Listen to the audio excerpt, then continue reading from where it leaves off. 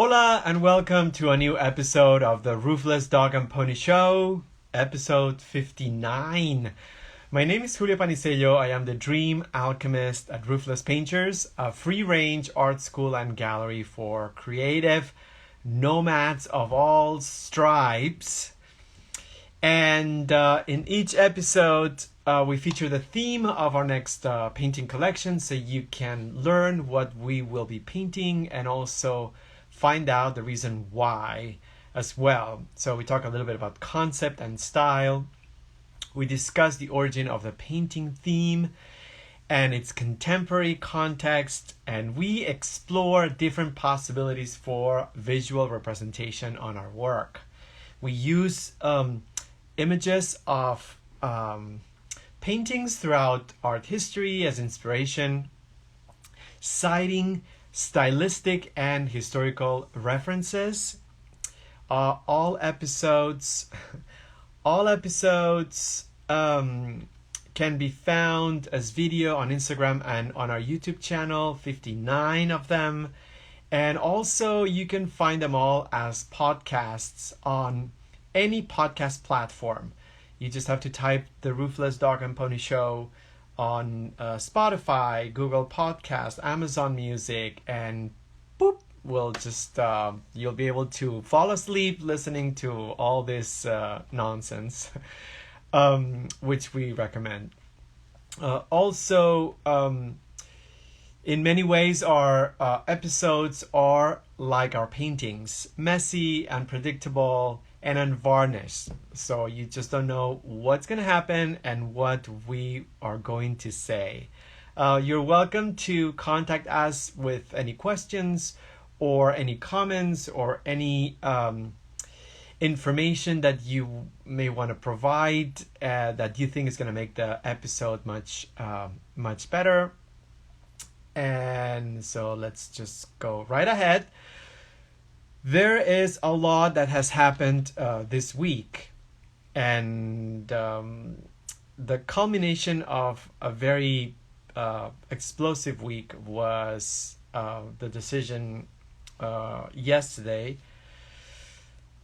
the anti-abortion law essentially in Texas. So we are as angry as everyone else, and we thought of doing something about it. We have some collections of paintings that we will launch and offer for sale, and we want to contribute some proceeds to help people who are trying to help. But we decided that we are going to focus this week on something that also has happened that was very important, and that was the end of the 20-year war in Afghanistan.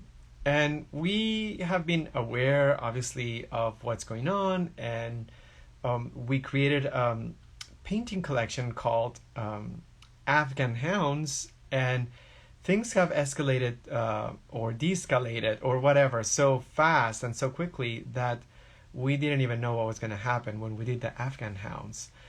But this week, at the beginning of the week, just on the last day of August 31st, when the war technically ended, there was one specific image, an image of the last soldier, or people don't use this word anymore, the last army member, the last person who serves in the army to leave Afghanistan, boarding the last plane, leaving the country. And it was a powerful image. It was something that conveyed the somberness of the moment, the historical aspect, but at the same time the crudeness of everything that is involved with a war and ending a war, I guess. So we are going to first bring images of paintings done throughout mostly the 20th century, beginning of the 20th century. that feature soldiers in different situations. So at the end of the presentation or at the end of the slideshow, we will show the image that we all are going to use for this specific series. So very rarely we propose painting a single image, meaning bringing one single image reference for everyone, because we like to create or to have our own image references, so there's not an invitation to compare amongst each other who's done this better than who, and it's just like it's not very creative, and it's not very nice. So for this specifically, we thought it would be important to actually create our own version of this historical image, because we feel like it's a very strong political statement. We feel like it's an image that it's going to be featured many, many times in the future. And from a personal point of view, understanding that painting is a universal language, we feel like having this painting in our homes will communicate or express the fact that we acknowledge or we celebrate, or whatever you want to call it, we observe the end of a war. So the title of the series, it's over, and the paintings that we're going to do are based on a single image reference.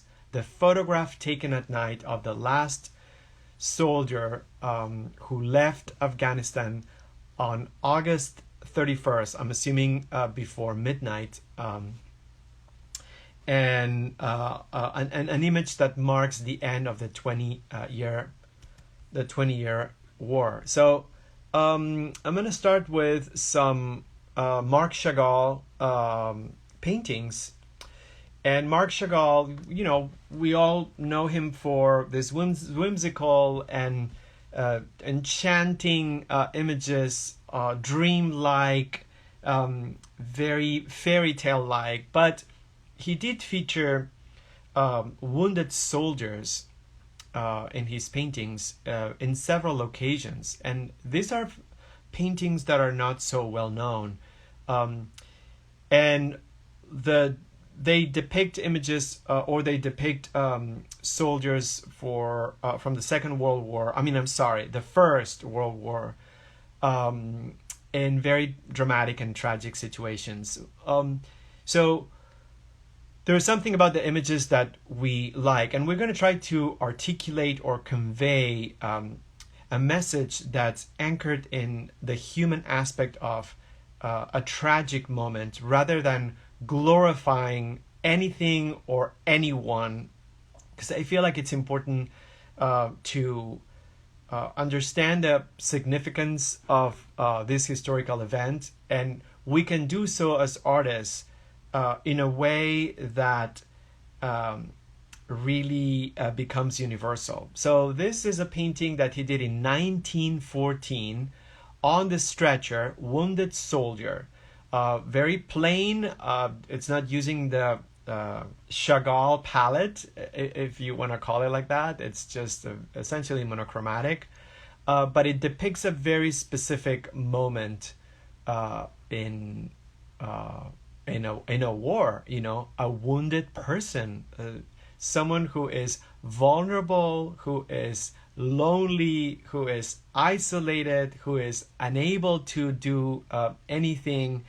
And we just feel like when we show you the image at the very end of the slideshow, there's nothing that has really changed. There's that sense of isolation, loneliness, and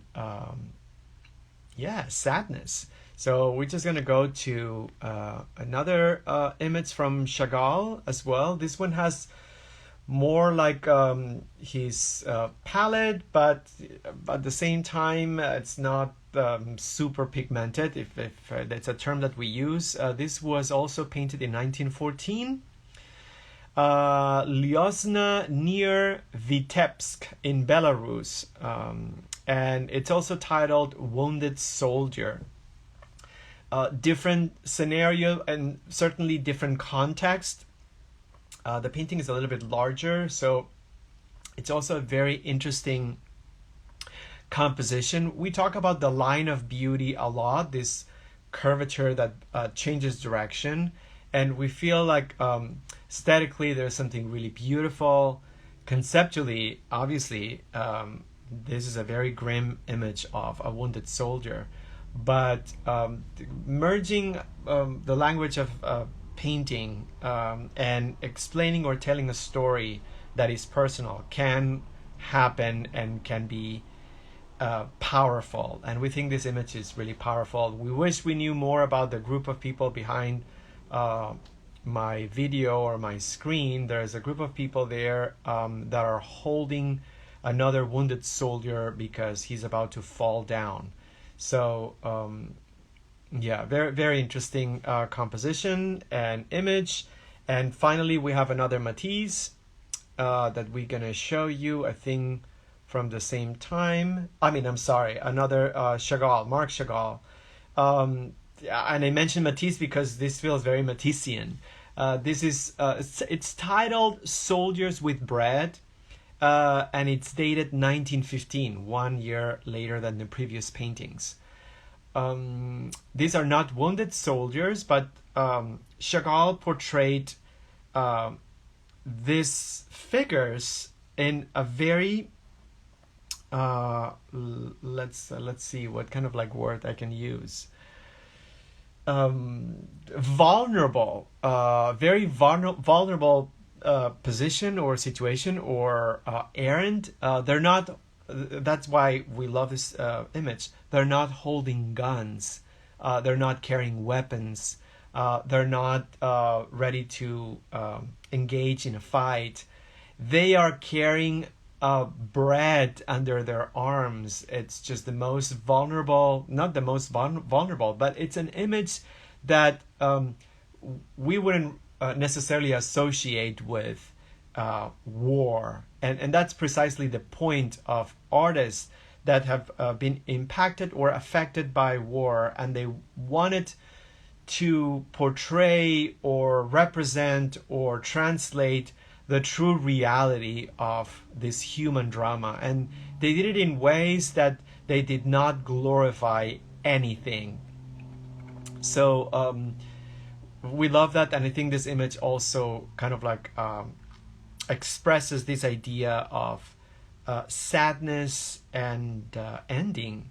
So I'm just gonna go to the next one. I just have a few more, but I just found it very interesting.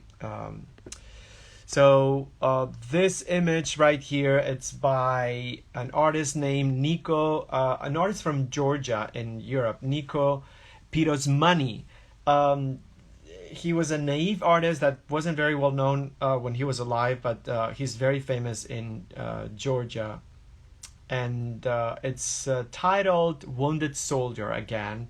It's hard to depict exactly what's going on, but he is holding his boot in one hand, and then he's exposing his bare feet, which is wounded.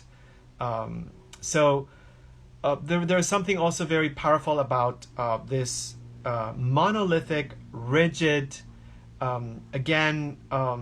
vulnerable position of someone who is engaged in a human drama, and it's paying the consequences of it. Monochromatic, palette wise, we love the fact that the face of the wounded soldier is essentially white, so there's no color whatsoever. It's almost as if this is a specter of the actual living figure, which before the war probably you should check his work. It's just really whimsical and beautiful. Nico Pirosmani, a painter from Georgia, and I don't have the dates, but turn of the century, I believe. I'm gonna go to another painting of a soldier Let me see which one right here. I just have a few more. This is just so harrowing. And I'm sorry that it's not the full painting right here, but you can capture the essence. So Hoffmann, he was a German painter. A German painter who lived between 1928 and 1998. So this is most likely referring to the Second World War, I'm guessing. Yes, it is, because the painting, it's titled Wounded Soldier, and it was done in 1953. So obviously, most likely refers to the Second World War. It's oil and burlap, and there's something absolutely otherworldly about the expression and the choice of color on the face. It's like almost like a non-human being, as the zombie-like. I just want to, if you're still here, I just want to remind you that green is going to be a very important color palette in the final photograph, and we're going to use a lot of green. We're going to make a lot of green on this series. But we chose this image because the soldier is green. It's just interesting that it's not the only green soldier. And I'm not talking about the outfit or the uniform. I'm talking about artists painting soldiers with a green skin, which is very interesting. But going back to conceptually the idea of death, the idea of sadness, loss of this image more than any of the images that we've shown, this sense of loss and this sense of being displaced. I think that's another interesting word to describe these representations of soldiers. He wasn't very well known. We couldn't find a lot of information, but yeah, very interesting. So this is another painting by a Dutch impressionist painter, right? Yes. Yeah, he was a Dutch impressionist painter. It's so funny because when it comes to impressionism, there were so many groups and movements in so many countries. We only focus on in Paris, but there were movements before Paris and after Paris as well, and at the same time. But anyhow, so the name of the artist is Isaac Israels. This is titled Portrait of the Wounded, KNIL. And it's a wounded soldier, and we love this image. We don't know much about the subject, but we love the color palette, the dark or the isolating aspect of having almost a blocked out background, that it's not letting us contextualize the subject. So this is purposely painted in a way that focus on the figure and the wound. And that's another great way, and you'll see this in the final image, in the final photograph, how you can hardly contextualize where that image was taken. It's just amazing that we're showing images from the 20th century, and there's this photograph from the 21st century, and there are so many conceptual connections. That's what we love, if we can use that. And by the way, I just wanted to say that this artist was more famous, or was well known during his lifetime. And one of the reasons so we're back. One of the reasons why he was so well known, it's because the artist won a gold medal in the 1928 Olympic Games with a painting.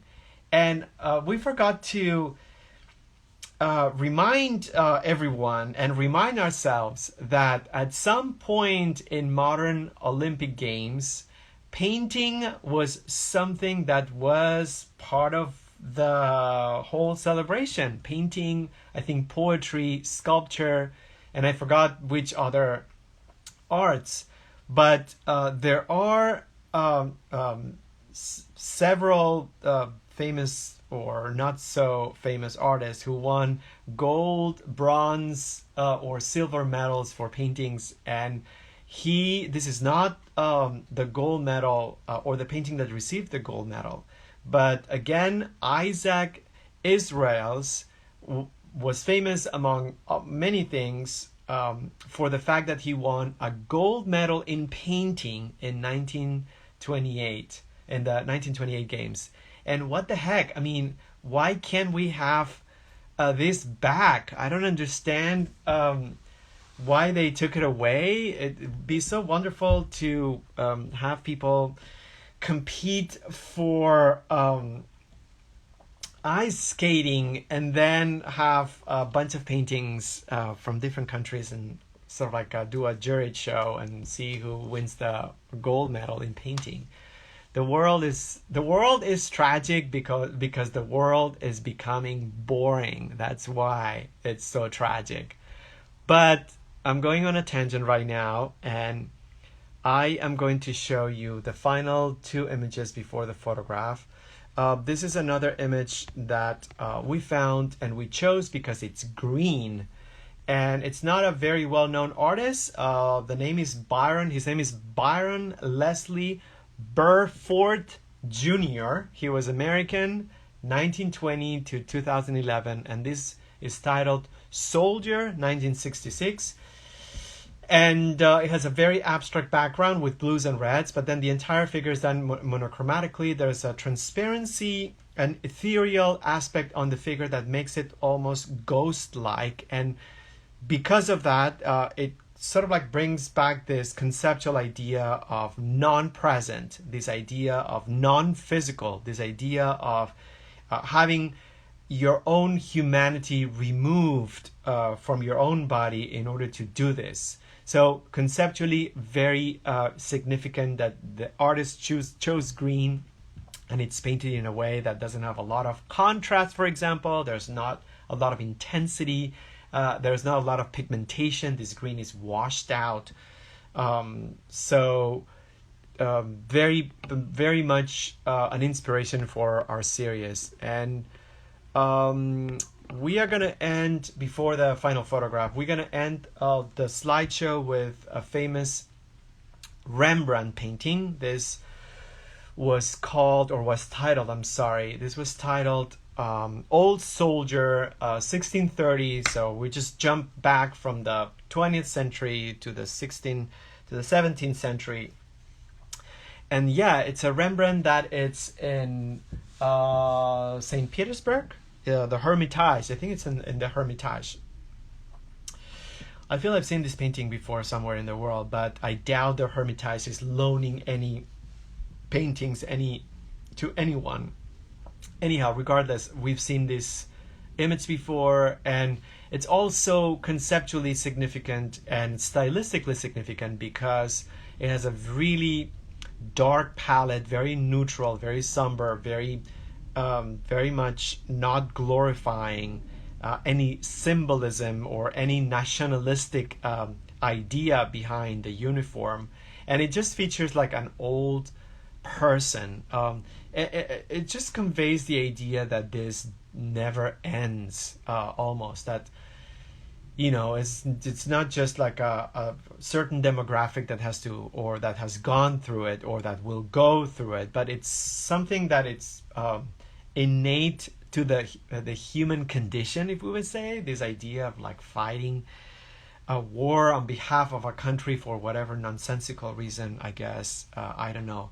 But we chose it because of the palette and conceptually the old man still sort of like, you know, in uniform. And finally, we're going to end this.